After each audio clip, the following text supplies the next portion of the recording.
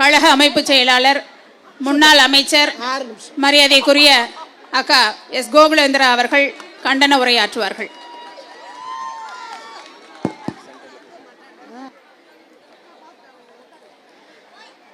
அனைத்திந்திய அண்ணா திராவிட முன்னேற்ற கழகத்தின் எங்கள் மகளிர் அணியின் இந்த போர்ப்படை தளபதிகள் கூட்டம், இந்த படை போதுமா, இன்னும் கொஞ்சம் வேணுமா என்று ஸ்டாலினுக்கு அறைகூவல் விடக்கூடிய, சாவுமணி அடிக்கக்கூடிய இந்த கண்டன ஆர்ப்பாட்டத்தை அறிவித்து, மக்களால் நான், மக்களுக்காகவே நான், பெண்களால் நான், பெண்களுக்காகவே நான் என்று வாழ்ந்து மறைந்த தலைவி, இரத்தத்தின் இரத்தங்களே, என் உயிரின் மேலான தாய்மார்களே என்று அறைகூவல் விட்டு இந்த கழகத்தை தோற்றுவித்த மன்னாதி மன்னன், மக்கள் போற்றும் மாமன்னன், புரட்சி தலைவர் அவர்கள் அருளாசியோடு இன்றைக்கு ஏழைக்கு சாமானியனாக அனைத்து இந்திய அண்ணா திராவிட முன்னேற்ற கழகத்தின் ஒரே எதிரி திமுக என்ற கொள்கையோடு கட்சியையும், அம்மா மறைந்த பின்பு ஆட்சியையும், இன்று எதிர்க்கட்சி தலைவராக இருந்து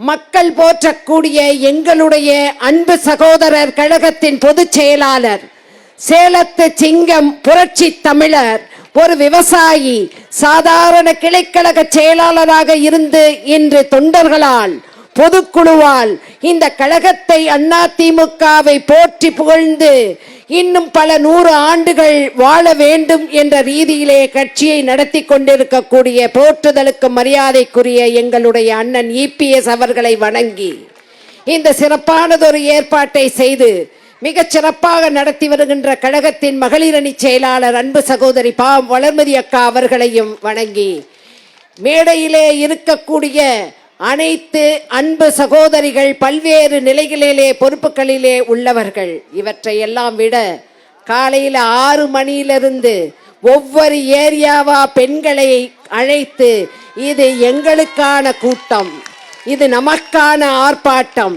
பெண்களுக்கு எதிராக, குழந்தைகளுக்கு எதிராக நடைபெறக்கூடிய பாலியல் வன்முறையை, அந்த தீங்கை எதிர்த்து நடத்தக்கூடிய ஆர்ப்பாட்டம் என்று பல்வேறு பணிகளை எல்லாம் விட்டு இந்த ஆர்ப்பாட்டத்திற்கு அனைத்து பகுதிகளிலும் இருந்து வந்திருக்கக்கூடிய அனைத்து தாய்மார்களுடைய பொற்பாதங்களையும் வணங்கி என்னுடைய சிறிய உரையை நான் ஆற்றுகின்றேன். எனக்கு முன்னால் பேசியவர்கள் எல்லாம் பல்வேறு செய்திகளை மிக அழகாக சொன்னார்கள். நீங்கள் புரிந்து கொள்ள வேண்டும், இந்த ஆர்ப்பாட்டம் அதிமுகவுக்காக மட்டும் அல்ல, தமிழகத்திலே வாழக்கூடிய பெண் குழந்தைகள், தமிழகத்திலே இருக்கக்கூடிய அனைத்து மகளிர் சகோதரிகளின் நலனுக்காக. அவர்கள் இன்றைக்கு சட்டம் ஒழுங்கு நேர்த்தியாக இல்லை, கள்ளச்சாராயம் தலை விரித்தாடுகின்றது, போதைப் பொருள் கல்லூரி பள்ளிகள் அனைத்து இடங்களிலும் இருக்கின்றது. அந்த போதைப் பொருளின் புழக்கத்தால் தான் இன்றைக்கு இந்த பாலியல் வன்கொடுமை என்பது வரம்பில்லாமல் நடைபெற்று கொண்டிருக்கக்கூடிய இந்த செய்தி அறிந்துதான் தொடர்ச்சியாக அறிக்கைகள் மூலமாக கண்டனத்தை தெரிவித்த நம்முடைய பொதுச் செயலாளர் இன்றைக்கு மகளிர் அணி சார்பாக, இங்கே இளைஞர் இளம்பெண்கள் பாசறை சார்பாக இந்த ஆர்ப்பாட்டம் அறிவித்து நடைபெற்று கொண்டிருக்கக்கூடியது. எனக்கு முன்னால் பேசியவர்கள் எல்லாம் சொன்னார்கள். ஆனால் இங்கே வந்திருக்கக்கூடிய அன்பு சகோதரிகளே, நீங்கள் மறந்துவிடக்கூடாது, 91ல் அம்மா ஆட்சி வந்த உடனேயே பிறந்த பெண் குழந்தைகளை நீங்கள் கள்ளிப்பால் ஊற்றி கொள்ள வேண்டாம், என் அரசு இருக்கின்றது என்று தொட்டில் குழந்தை திட்டத்தை தந்த தாய், அதன் வழி வந்ததுனாலதான் இன்னைக்கு அண்ணன் எடப்பாடியார் அவர்கள் இந்த ஆர்ப்பாட்டத்தை அறிவித்திருக்கின்றார்கள். அனைத்து மகளிர் காவல் நிலையம் உருவாகியது என்றால் அது புரட்சி தலைவி அம்மா அவர்களுடைய ஆட்சியிலே தான், மறந்துவிடக் கூடாது. 2012ல் டெல்லியில நிர்பயாங்கிற ஒரு பொண்ணை கொலை செய்து ஒரு பெரிய அவலம் நடைபெற்றது. அப்ப அம்மா தமிழகத்தில் முதலமைச்சர். 2013ல் அம்மா ஒரு 13 வகை கொள்கைகளை கொண்டு வந்தாங்க. அப்பதான் நீதிமன்றத்தில் பெண்களுக்கு எதிரான வழக்குகளை உடனடியாக துரிதமாக விசாரிக்க வேண்டும் என்பதற்காக ஃபாஸ்ட் ட்ராக் கோர்ட் என்பதை கொண்டு வந்தது என்றால் வரலாறு படைத்த தலைவி புரட்சி தலைவி அம்மா அவர்கள் என்பதை யாரும் மறந்துவிட முடியாது. நம்முடைய அண்ணன் அறிவிப்பை கண்டன ஆர்ப்பாட்ட அறிவிப்பு வந்ததுக்கு அப்புறமே தொடர்ச்சியா அவர் அறிவிச்சதுல ஒரு பல சம்பவங்களை சொன்னாங்க. கோயம்புத்தூர்ல, வால்பாறையில, சிவகங்கையில, அண்ணா நகர்ல, இப்படி எல்லா இடங்கள்லையும் குழந்தைகளும் பள்ளிக்கூடத்திற்கு குழந்தைகளை அழைத்து செல்ல முடியவில்லை. முந்தா நாள் நான் ஒரு செய்தியை படிச்சேன். அதுல எடப்பாடிக்கும் சங்ககிரிக்கும் இடையில ஒரு 80 வயசு பாட்டி வீட்டில் தூங்கிக்கிட்டு இருக்காங்க.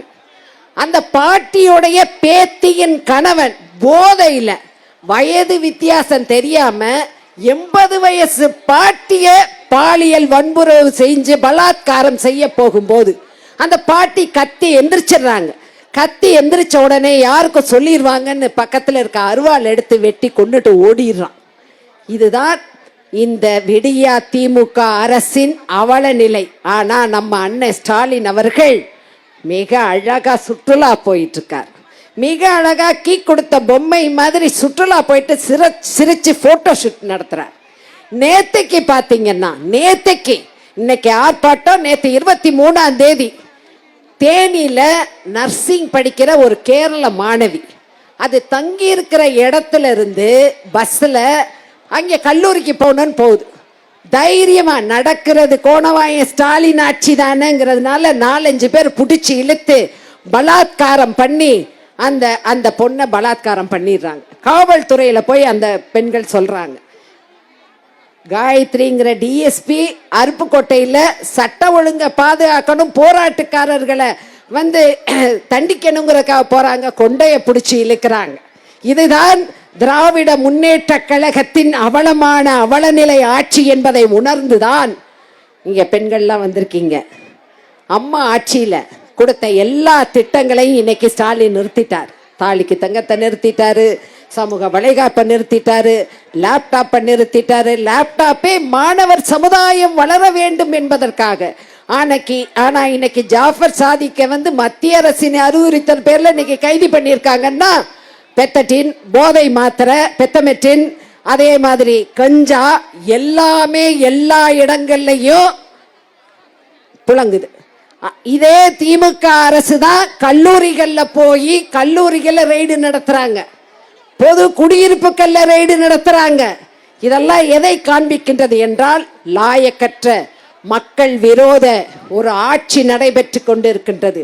80 வயது முதிர்ந்த பெண்மணிக்கு கூட பாதுகாப்பு இல்லாத ஒரு சூழல் இருக்கக்கூடிய இந்த நிலையிலே பெண்களுக்காக பாதுகாப்பான பல்வேறு திட்டங்களை வழங்கிய உங்க வீட்டில் இருக்கக்கூடிய மிக்சியும் கிரைண்டரும் ஃபேனையும் நீங்க நினைக்க வேண்டாமா?